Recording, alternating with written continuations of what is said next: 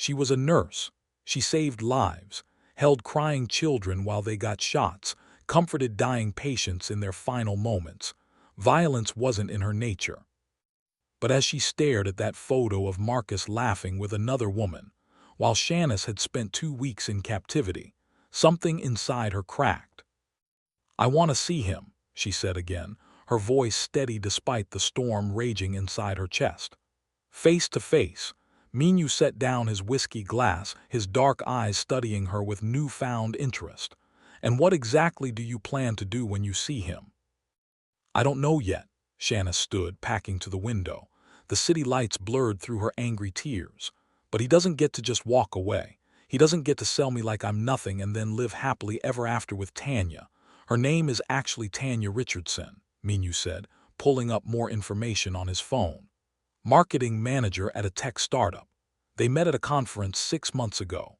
He's been keeping her as a side piece the entire time you were planning your wedding." Each word was another knife to Shanice's heart. 6 months. While she'd been picking out centerpieces and writing vows, Marcus had been with someone else. "How long have you known?" she asked quietly. "Since the day I took you." Minho stood, moving to stand beside her at the window. "I make it my business to know everything about the people who owe me money. Marcus's infidelity was thorough. Why didn't you tell me? Would you have believed me? Or would you have thought I was manipulating you?" He had a point. 2 weeks ago, Shanice would have called him a liar, would have defended Marcus despite the evidence. Now she just felt like a fool. "When can we go?" she asked. "Milwaukee is a 2-hour drive. We can leave first thing in the morning." Minho turned to look at her. "But understand this, Shanice. Once you open this door, you can't close it. Revenge has a cost. Are you prepared to pay it?" Shanice thought about the girl she'd been 3 weeks ago. The one who believed in fairy tales and happy endings. That girl was dead. Marcus had killed her the moment he signed that promissory note. "I'm prepared," she said. Minho smiled. "Good, get some rest. Tomorrow is going to be very interesting." They left at dawn.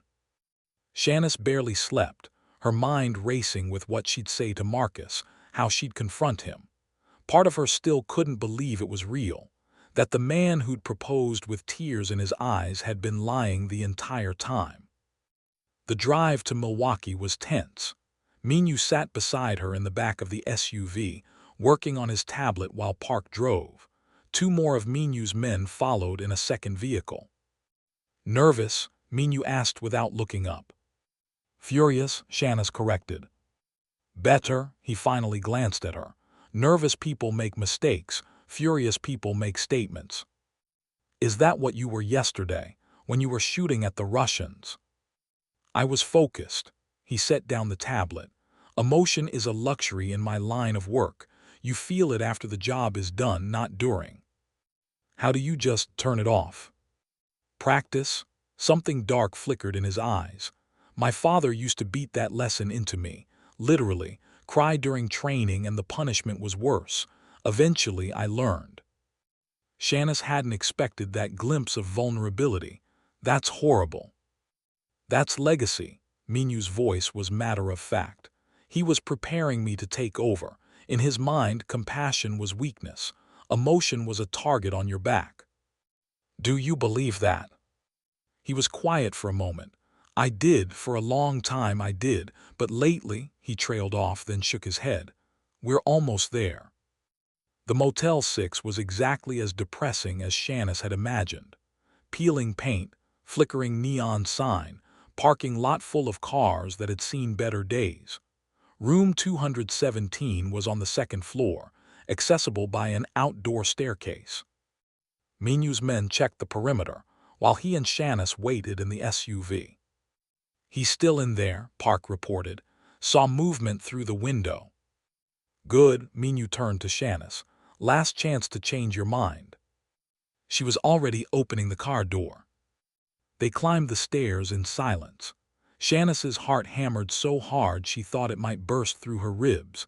Every step closer to that door felt like walking toward her own execution. But she didn't stop. Minho positioned himself to the side, one hand resting casually on the gun at his hip. He nodded to Shanice. She knocked. Footsteps inside. A woman's voice calling out, "Who is it?" "Housekeeping," Shanice said, her voice surprisingly steady. The door opened a crack, the chain still in place. Tanya's face appeared, blonde hair messy, wearing an oversized t-shirt that probably belonged to Marcus. Her eyes widened when she saw Shanice. "Who are?" Minho kicked the door open, snapping the chain like it was paper. Tanya screamed and stumbled backward. Behind her, Marcus shot up from the bed, wearing only boxers. His face went white when he saw them. "Shanice," he breathed, "baby, I can explain." "Shut up." The words came out cold, detached. Shanice walked into the room like she owned it, her eyes locked on the man she'd almost married. "Shut your lying mouth." "Please, it's not what it looks like." "Really?" Shanice laughed, sharp and bitter. "Because it looks like you sold me to a loan shark and then ran away with your mistress. Am I missing something?" Tanya had backed herself into a corner, her eyes darting between Shanice and Minho. "Marcus, what is she talking about? Who are these people?" "I'm his fiancé," Shanice said sweetly. "Well, ex-fiancé now, and this is Minho, the man Marcus sold me to for $200,000. "What?" Tanya's voice was shrill. "Marcus, tell me she's lying." Marcus opened his mouth, but no sound came out. Guilt was written all over his face. "Oh my God!" Tanya's hand flew to her mouth. "You told me you were taking a break from a bad relationship. You said she was crazy, that you needed space." "I was going to tell you," Marcus said weakly. "I just needed time to figure things out." "Time?" Shanice's voice rose. "You needed time. While I've been living with a criminal, watching people conduct drug deals, getting shot at yesterday, you needed time." "Someone shot at you." Real fear flickered across Marcus's face. "Baby, I didn't know." "Don't call me that." Shanice's hand itched to slap him. "You don't get to call me that anymore. You lost that right when you signed me over like I was a car payment." Minho had been watching the scene unfold with quiet amusement. Now he stepped forward, his presence immediately dominating the small room. "Marcus Trent," he said smoothly, "we finally meet properly." Marcus actually tried to hide behind Tanya. "Look, man, I'm going to get your money. I just need more time." "Time?" Minho tilted his head. "Interesting. That's the second time that word has come up. How much time do you think you deserve, Marcus? A month? A year? How long should Shanice pay for your cowardice?" "I was desperate. I didn't have a choice." "There's always a choice." Minho pulled out his gun, not pointing it at anyone, just letting it rest in his hand. Casual, terrifying. "You could have come to me directly, explained your situation, worked out a payment plan. Instead, you forged documents, used your fiancé as collateral, and ran away with another woman. Not very heroic, is it?" "Please," Marcus whimpered. "I'll pay you back every cent, just don't hurt us." "Hurt you?" Minho's eyebrows rose. "Marcus, I'm not going to hurt you. That would be too easy." He turned to Shanice. "The question is, what does she want me to do with you?" Every eye in the room turned to Shanice. She stared at Marcus, really looked at him for the first time in 2 weeks. This man she'd loved. This man she'd trusted with her future, her heart, her life. He looked small now, pathetic, nothing like the confident, charming man who'd swept her off her feet. "I want him to feel what I felt," Shanice said slowly. "I want him to know what it's like to be powerless, betrayed, terrified." "Shanice, please." Marcus tried to move toward her. Minho blocked his path. "I wouldn't." 3 months, Shanice continued, her voice gaining strength. "That's how long I have to work off your debt, so that's how long you should suffer." "What are you saying?" Tanya asked, her voice trembling. Shanice looked at the other woman. Tanya was pretty, younger than Shanice, with the kind of soft features that probably made men want to protect her. No wonder Marcus had picked her. "I'm saying he needs to face consequences." Shanice turned to Minho. "What happens to people who don't pay you back?" A dangerous smile curved Minho's lips. "They work it off, usually in very unpleasant ways." Then that's what Marcus should do. Work off his own debt instead of hiding behind women. No, Marcus lunged forward, but two of Minho's men appeared in the doorway, blocking his escape. You can't do this. Shanice, I love you. You love me? Shanice's voice cracked. You sold me. You ran away. You were with her while I was being held captive. That's not love, Marcus. I don't even know what that is. I was scared. I made a mistake. And now you get to live with it.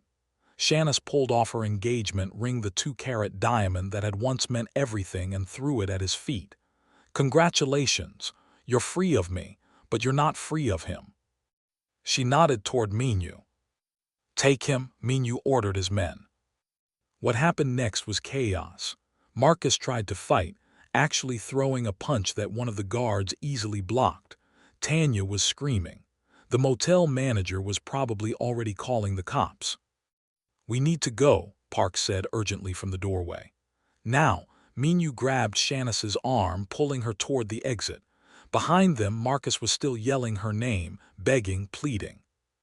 Shanice didn't look back. They were in the SUV and speeding away before the police arrived. Shanice watched the motel disappear in the side mirror, her whole body shaking with adrenaline. That was incredibly stupid, Minho said, but he was smiling, and incredibly satisfying to watch. What are you going to do with him? Exactly what you said. Put him to work. He'll spend the next 3 months doing the kind of jobs nobody wants, cleaning drug houses, running errands in dangerous neighborhoods, manual labor that will make him wish he just paid me back in the first place. Will he survive it? Probably, Minho shrugged, if he's smart and does what he's told, but something tells me Marcus isn't very smart. Shanice should have felt guilty, should have felt something other than this cold satisfaction. But all she felt was free. Thank you, she said quietly. Minho glanced at her, surprised. For what? For letting me have that. For not just handling it yourself. You earned it. His expression softened slightly. Besides, I have a feeling you're going to be much more useful to me than Marcus ever was. Something in his tone made Shanice's pulse quicken. What does that mean? It means you have 3 more months with me, and I think we should make them count. The days after Milwaukee were different. Shanice couldn't quite explain it, but something had shifted between her and Minho. The dynamic had changed from captor and captive to something else, something more complicated. He started asking her opinion in meetings, trusted her with information about his organization, taught her the difference between his legitimate businesses and the criminal enterprises that funded them. You're surprisingly good at this, he commented one afternoon as they reviewed shipping manifests for a warehouse in Gary, Indiana. I'm good at noticing patterns, Shanice replied, highlighting a discrepancy in the numbers. And these numbers don't add up, someone's skimming. Minho leaned over to look, close enough that she could smell his cologne. You're right, that's the 3rd time this month from that location. So what do? I pay them a visit, make an example. He said it so casually, like he was talking about a performance review and not someone's potential death. Does it have to be violent? Shanice asked. Not always. Sometimes the threat is enough. He studied her. Does it bother you, the violence? Of course it bothers me. I'm a nurse. I save lives. And yet you sentenced Marcus to 3 months of hard labor without blinking. That's different. Is it? Minho's dark eyes searched hers. Or have you discovered that you're capable of more darkness than you thought? The question haunted Shanice for days. Was she becoming like them? Was this world changing her into someone she didn't recognize? She got her answer a week later. They were at a restaurant in Chinatown, meeting with some of Minho's suppliers. Everything was going smoothly until a man burst through the door, gun raised, shouting in Russian. Yuri's men again. Everything happened in slow motion. The gun turning toward Minho, Minho reaching for his own weapon, Shanice's body moving before her brain could catch up, She grabbed the salt shaker from the table and threw it at the gunman's face. It was a stupid, desperate move, but it worked. The man flinched, his shot going wide. Minho's didn't. The Russian hit the floor, blood pooling beneath him. More of Minho's men flooded the restaurant. Sirens wailed in the distance. "Out the back," Minho ordered, grabbing Shanice's hand now. They ran through the kitchen, through an alley into a waiting car. Park peeled away from the curb just as police cars screamed past. Safe, they were safe. Shanice couldn't stop shaking. "You saved my life," Minho said, staring at her like he was seeing her for the first time. "I threw a salt shaker. It was instinct. You could have run, could have let him shoot me. You'd be free." The realization hit them both at the same time. Shanice had chosen to save him. Had put herself in danger to protect the man who'd kidnapped her. "Why?" Minho asked softly. Shanice didn't have an answer. Or maybe she did, and she just wasn't ready to admit it. "I don't know," she whispered. But she was lying, and from the look in Minho's eyes he knew it. That night everything changed. They were back at the penthouse, both still wired from the adrenaline. Minho poured them both drinks. Shanice took hers this time, and they sat in silence, processing. "I need to end this war with Yuri," Minho finally said, "before someone else gets hurt." "How?" "The old-fashioned way. I challenge him directly, one-on-one. Winner takes control of both territories." "That's insane. What if you lose?" "Then I die and you go free." He met her eyes. "My father will honor the debt. You'll walk away with nothing hanging over your head." "Your father?" "He's retired, living in Seoul, but he still has connections, influence. If something happens to me, he'll ensure you're protected." Shanice set down her drink. "I don't want you to die." "No," Minho's voice was quiet, dangerous. "Why not, Shanice? I kidnapped you, forced you into this life. You should be praying for my death." "I should be," she agreed, "but I'm not." The air between them crackled with tension. Minho stood, moving toward her with predatory grace. "What are you saying?" "I'm saying," Shanice's heart hammered, "I'm saying that somewhere in the last month I stopped hating you, and I don't know what that makes me." "It makes you human." Minho stopped in front of her, so close she had to tilt her head back to meet his eyes. "It makes you someone who understands that the world isn't black and white, that good people can do bad things, that monsters can have hearts." "Do you," the question slipped out, "have a heart?" "I didn't think so." His hand came up, fingers gently tracing her jaw. "Until you." Shanice should have pulled away. Should have remembered that this was Stockholm Syndrome, that her feelings weren't real, that he was still her captor. But when Minho leaned down and kissed her, she kissed him back. The kiss was everything it shouldn't have been, soft and fierce and desperate all at once. Minho's hands tangled in Shanice's hair. She grabbed his shirt, pulling him closer. When they finally broke apart, both breathing hard, reality crashed back in. "This is wrong," Shanice whispered. "I know. You kidnapped me. I know. I should hate you." "You should." Minho rested his forehead against hers. "But you don't." "No," Shanice admitted, "I don't." They stood there for a long moment, caught between what was right and what they wanted. Finally, Minho pulled back. "The challenge with Yuri is in 3 days. After that, if I survive, we'll figure this out. But until then, we pretend this didn't happen. Until then, we stay focused." He pressed one more kiss to her forehead, achingly gentle. "Because I need to stay alive long enough to see where this goes." The next 3 days were torture. Shanice watched Minho train, preparing for a fight that could end his life.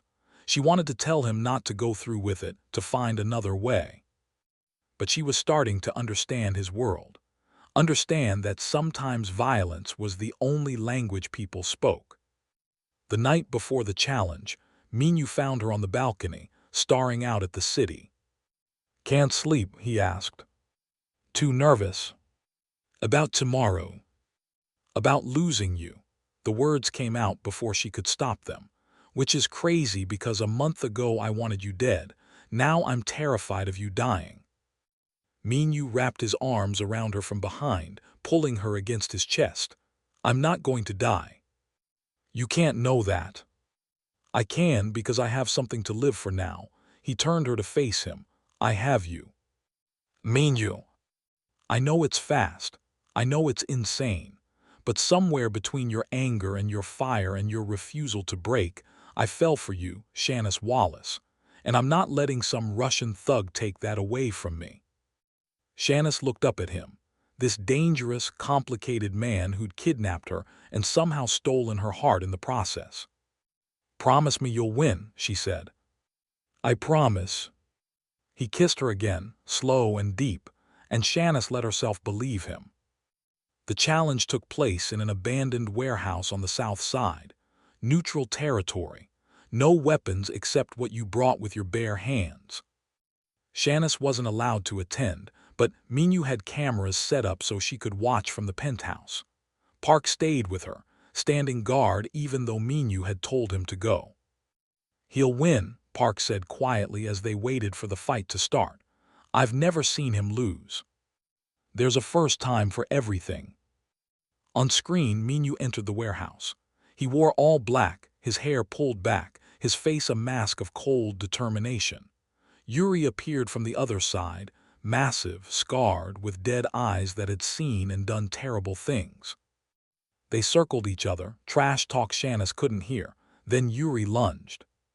The fight was brutal. Both men were trained, skilled, ruthless. They traded blows that would have killed normal people. Blood spattered the concrete floor. Shanice couldn't watch, couldn't look away. Minho took a hit that sent him sprawling. Yuri advanced, a knife appearing in his hand. No, Shanice screamed at the screen. But Minho rolled, came up with a chain he'd grabbed from the floor and whipped it across Yuri's face. The Russian stumbled. Minho pressed his advantage, years of training taking over. It ended with Minho's hands around Yuri's throat.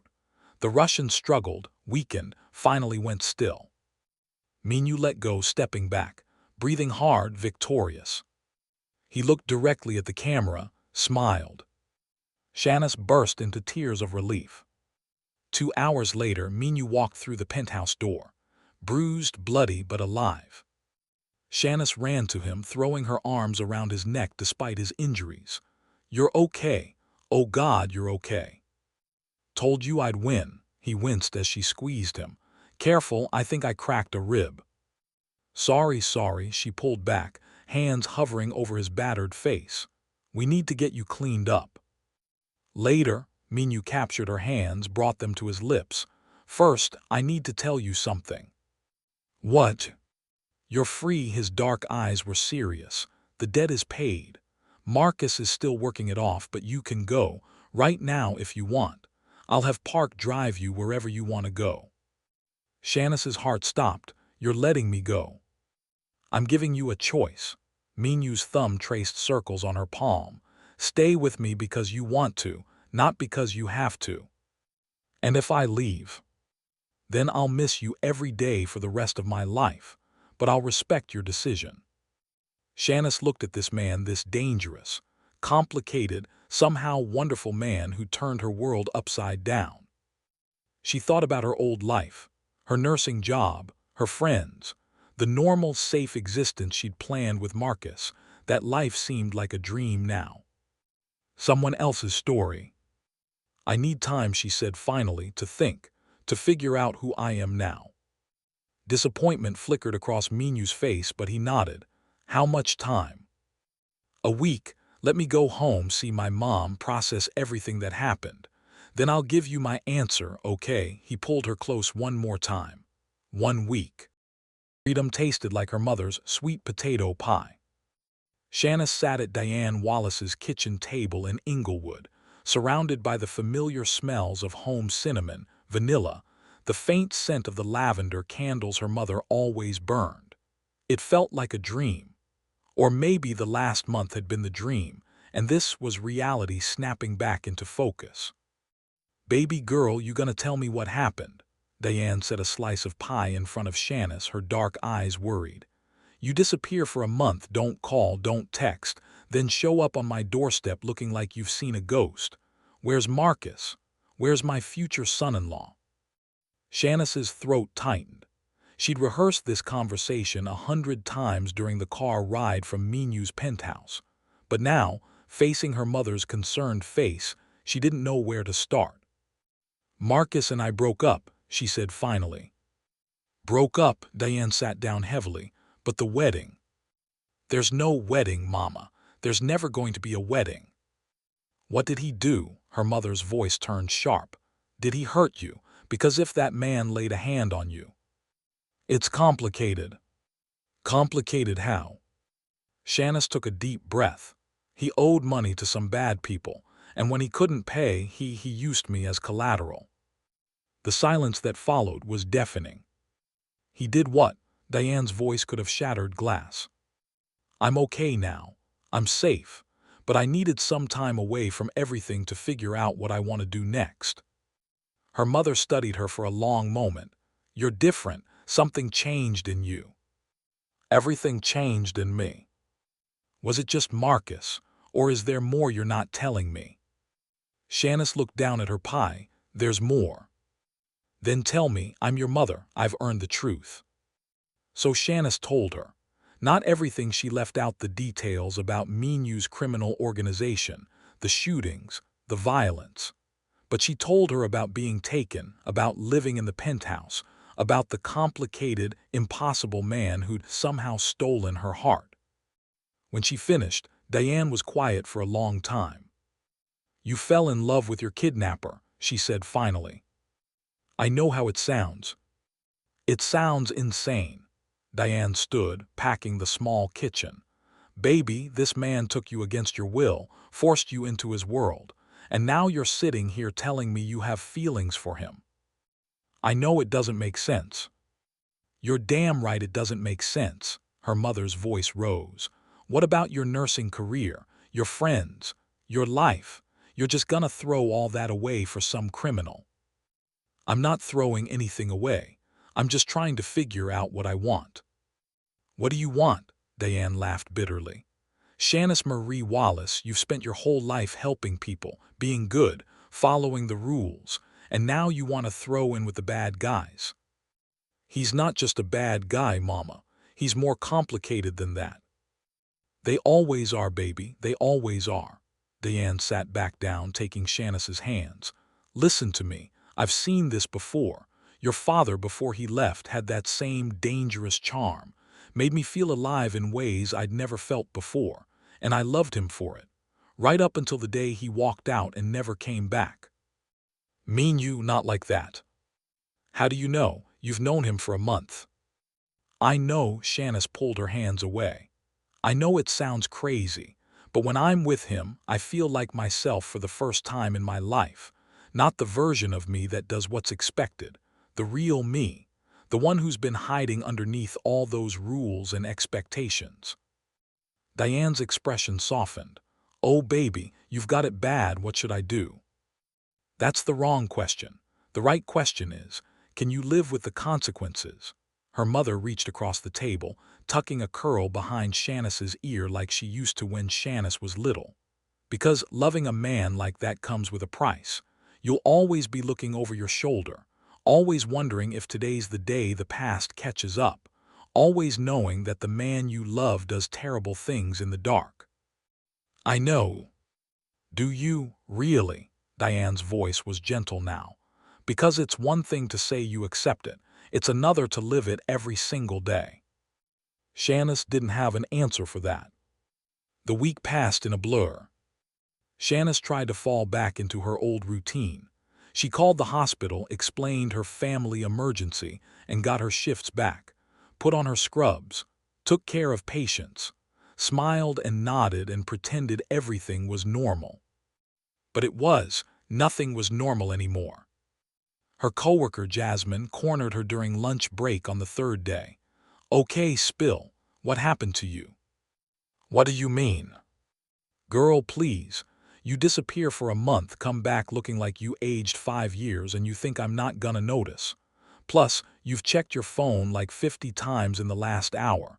Who are you waiting to hear from? Shanice sighed. It's complicated. Is it Marcus? Because I heard from Keisha, who heard from Tasha, that Marcus was seen in Milwaukee with some white woman and then disappeared. Please tell me you dumped his ass. I did, weeks ago. Good, he was trash anyway. Jasmine took a bite of her sandwich. So who's the new man? How do you know there's a new man? Because you've got that look, like you're falling and you don't know if the ground's gonna catch you or break you. Jasmine leaned forward. So who is he? Someone I shouldn't be with. The best ones usually are, Jasmine grinned. Is he cute? Despite everything, Shanice smiled, devastatingly. Rich, very good in bed, Jasmine. What? I'm just saying, if you're gonna risk it all for a man, he better be worth it in every department. Jasmine studied with her friend. But seriously, Shanice, you're different, harder somehow. What did this man do to you? He showed me who I really am. The words came out before Shanice could stop them. And now I don't know if I can go back to pretending to be someone else. Then don't. Jasmine squeezed her hand. Life's too short to live for other people's expectations. If this man makes you happy, I mean really, truly happy, then screw what anyone else thinks. Even if being with him means giving up everything I've worked for. Is that what it means? Shanice thought about it, about Minho's offer, about the life she could have with him. I don't know, she admitted. But she was starting to figure it out. On the 5th day, Shanice visited Marcus. Minho had set him up in a small apartment in Gary, Indiana. Marcus was working in one of Minho's warehouses, doing exactly what Shanice had sentenced him to: manual labor, grunt work, the kind of jobs that left you exhausted and broken. When he opened the door, Shanice barely recognized him. He'd lost weight. Dark circles shadowed his eyes. His hands were calloused and dirty. Shanice, his voice cracked, you came. I needed to see you, to understand. Understand what? Why? She pushed past him into the tiny apartment. It was sparse. A mattress on the floor, a card table, a single folding chair. Why did you do it? Why did you throw away everything we had? Marcus sank onto the mattress, his head in his hands. I was desperate. The debt was crushing me. Every day Minho's men were calling, threatening. I couldn't sleep, couldn't eat. I was drowning. So you used me as a life raft. I thought I could fix it. I thought if I could just buy some time, I'd figure out a way to pay him back, and you'd never have to know. But I did know. Shanice's voice was cold. Because you ran away like a coward and left me to deal with your mess. I'm sorry. Tears streamed down Marcus's face. God, Shanice, I'm so sorry. I never meant for any of this to happen. I loved you. I still love you. No, you don't. The certainty in her voice surprised even her. You loved the idea of me, the perfect nurse who'd give you stability and respectability, but you never really saw me, never asked what I wanted or what I dreamed about. That's not true. It is. Shanice sat on the folding chair, studying the man she'd almost married. Tell me something, Marcus. In all the time we were together, did you ever ask me about my fears, my hopes? What did I wanted my life to look like in 10 years? Marcus opened his mouth. I closed it. No answer came. Exactly, Shanice stood. You know what the crazy thing is? Minho knows all of those things, and he's only known me for a month. Minho? You mean the guy who kidnapped you? Marcus's voice turned sharp. Don't tell me you're defending him. I'm not defending anyone, I'm just seeing clearly for the first time. She moved toward the door. I came here to get closure, to figure out if I still felt anything for you. The relief that washed over her was profound. I'm angry at what you did, but I'm not heartbroken. If anything, you did me a favor. A favor? Marcus laughed bitterly. I sold you to a criminal. You freed me from a lie. Shanice opened the door. Goodbye, Marcus. Finish your time, pay your debt, and maybe someday you'll understand what you lost. She left him there, sitting in his sparse apartment, and didn't look back. On the seventh day, Shanice made her choice. She stood outside Minho's building, staring up at the glass and steel tower, her heart hammering. 7 days ago, she'd walked out these doors uncertain, confused, desperate for clarity. Now she was walking back, knowing exactly what she wanted. The elevator ride to the penthouse felt like it took forever. When the doors finally opened, Minho was there, standing in his living room like he'd been waiting. He looked different, tired, worried, human in a way she'd never seen him before. Shanice, her name was a prayer on his lips. They stared at each other across the vast space of the living room. So Minho said carefully, "Did you?" "I'm staying." The words tumbled out before he could finish. "If the offer's still open, I'm staying." The relief on his face was instantaneous. He crossed the room in 3 strides, pulling her into his arms. "Are you sure? Because once you choose this, there's no going back. My world, it's dangerous, complicated. You'll always be looking over your shoulder." "I know," Shanice pulled back to meet his eyes. "My mother said the same thing, and she's right, but you know what I realized this week?" "What?" "I've spent my entire life being safe, following the rules, doing what was expected. And where did it get me? Engaged to a man who didn't really know me, working a job that drained me, living a life that felt like it belonged to someone else. Now I want to be reckless. I want to take the risk. I want to see where this goes." She cupped his face in her hands. "I want you." Minho kissed her like she was oxygen and he'd been drowning. When they finally broke apart, both breathing hard, he rested his forehead against hers. "I don't deserve you," he whispered. "Probably not," Shanice smiled, "but you're stuck with me anyway." "There are conditions." Minho pulled back, his expression serious. "I need you to understand what you're agreeing to." "Okay." "First, you stay out of the violent side of things. I won't expose you to that more than necessary." "Agreed." "Second, if things get too dangerous, if I think you're at risk, you go to Seoul. My family has a compound there. You'll be safe." "Third," he hesitated, "you have to let me protect you. That means guards, security protocols, limited freedom. I know it sounds like I'm caging you again." "You're not."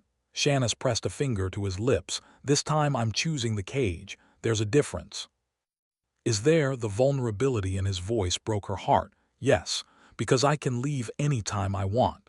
And every day I choose to stay is a gift, not an obligation."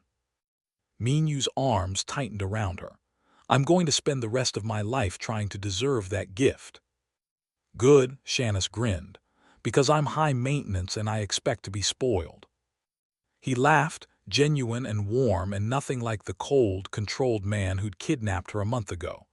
"Deal." The next few months were a strange, wonderful adjustment.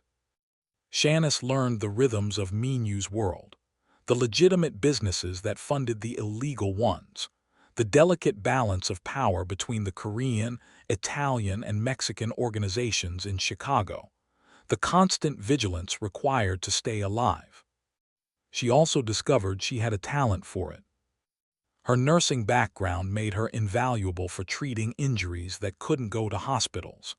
Her organizational skills helped streamline Minho's operations. Her ability to read people made her an excellent judge of who could be trusted and who couldn't. "You're wasted as a nurse," Minho commented one night as they reviewed reports. "You should have been running your own empire." "Maybe I am now," Shanice looked up with a smile, "just a different kind of empire." He pulled her onto his lap, nuzzling her neck. "My empire, our empire." "Ours," she agreed.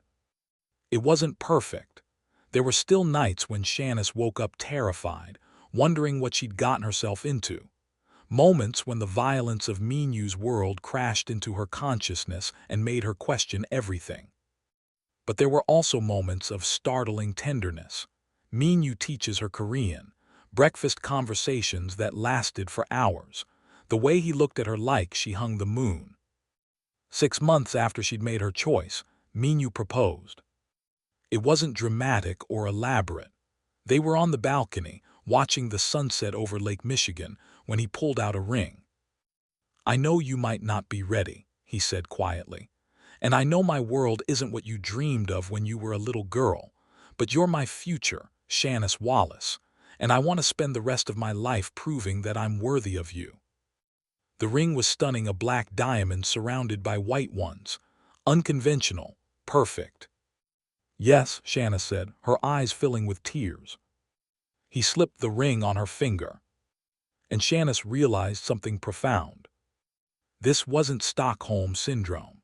This wasn't trauma bonding or desperation, or any of the psychological explanations people would probably throw at her.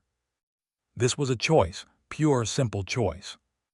She'd chosen him. I chose this life, chosen to be someone new.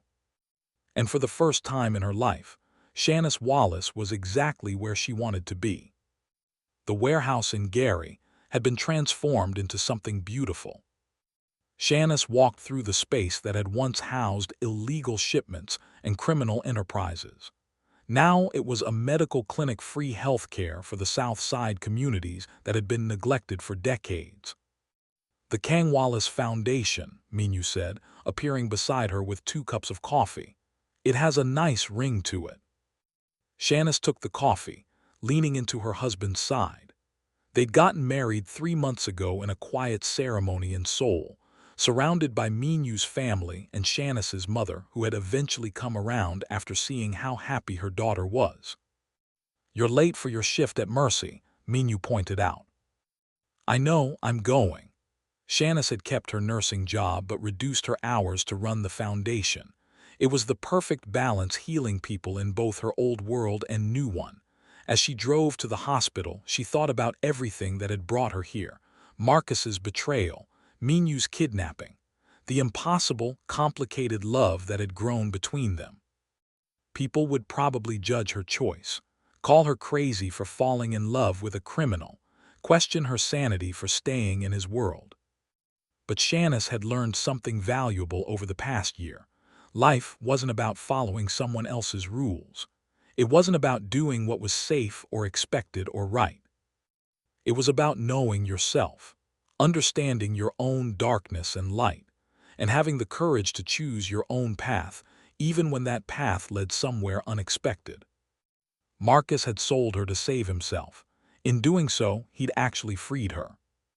Freed her from a life that didn't fit, from a love that wasn't real, from the cage of expectations she'd built around herself. And in that freedom she'd found something real, something true. She'd found herself. As Shanice parked at the hospital and headed inside, she thought about what she'd learned, not just about love but about life. First lesson: your worth isn't determined by someone else's treatment of you. Marcus had betrayed her in the worst way possible, but that didn't diminish her value.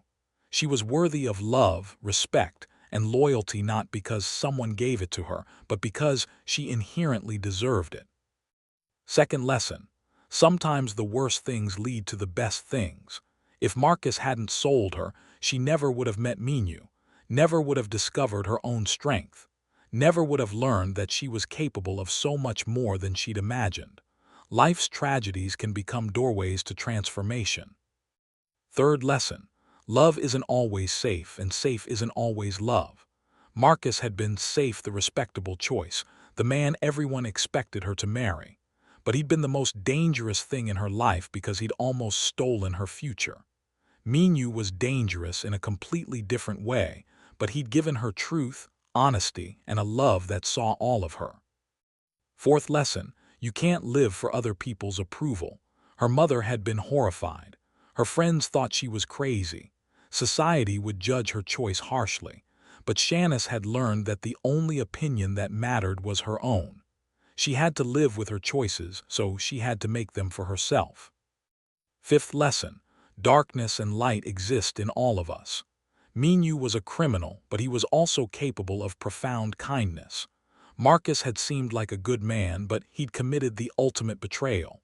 People are complex, and judging them by simple categories of good and bad misses the truth of human nature. Sixth lesson: sometimes you have to lose yourself to find yourself. Being kidnapped had stripped away every false layer, every pretense, every version of herself she'd created to please others. In that crucible, she discovered who she really was: not the obedient daughter, not the perfect girlfriend, not the selfless nurse, but Shanice.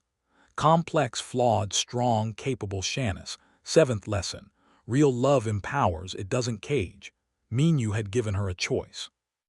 Had set her free when he could have kept her trapped. And in that freedom, she'd chosen him. That's the difference between possession and partnership. Real love says, I want you to choose me every day. Not, I need to trap you so you can't leave. And the final lesson, betrayal can be a gift. Not in the moment, betrayal is devastating, world-shattering. But in retrospect, Marcus's betrayal had been the catalyst for Shanice's transformation. It had forced her to confront hard truths about herself, her choices, and what she really wanted from life. Sometimes we need to be shattered before we can rebuild ourselves into something stronger. As Shanice put on her scrubs and prepared for her shift, she looked at the black diamond ring on her finger, a reminder of the unexpected path her life had taken. She'd been sold by one man and freed by another. She'd lost everything and gained something better. She died to her old life and been reborn into a new one. And if given the choice to go back and change it all, she wouldn't, not for anything. Because this life is complicated, dangerous, unconventional as it was hers, truly, completely hers. And that made all the difference. Thank you so much for watching this incredible journey with Shanice and Minho. If you loved this story, please give it a like and subscribe to the channel for more dramatic romance stories. What did you think of Shanice's choice? Let me know in the comments.